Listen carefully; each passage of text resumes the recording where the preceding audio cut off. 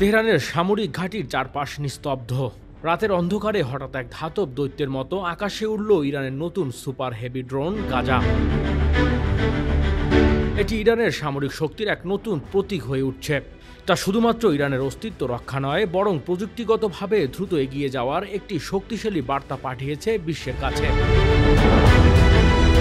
Gaza ড্রোনটি 4000 kilometre পর্যন্ত উঠতে সক্ষম, যা ইরানের সামরিক সক্ষমতার একটি বিপরীত চিত্র তুলে ধরে। ড্রোনটির নামকরণ করা হয়েছে ফিলিস্তিনের গাজা উপত্যকার নামানুসারে, যা ইরানের পক্ষে শুধুমাত্র একটি অস্ত্র নয়, বরং একটি রাজনৈতিক সংকেত বটে। এটি পুরো মধ্যপ্রাচ্যে শোষিত জনগণের কণ্ঠস্বর হিসেবে তুলে ধরা হয়েছে। গাজার ড্রোনটির দৈর্ঘ্য 21 মিটার এবং এটি প্রায় 3 টন পর্যন্ত ওজন বহন করতে সক্ষম। আধুনিক সেন্সর ও ইলেকট্রনিক যুদ্ধ সরঞ্জাম সমৃদ্ধ এই ড্রোনটি সঠিকভাবে নজরদারি এবং আক্রমণের কাজে ব্যবহার হতে পারে। ইরান এটি দেখিয়ে দিতে চায় তারা শুধু অস্ত্রের শক্তি নয়, আধুনিক প্রযুক্তিতেও পিছিয়ে নেই। ইরান শুধুমাত্র একটি রাষ্ট্রের অস্তিত্ব রক্ষা করছে না, বরং বৃহত্তর অঞ্চলে নেতৃত্বের দাবিদার হিসেবে নিজেকে প্রতিষ্ঠিত করার চেষ্টা করছে।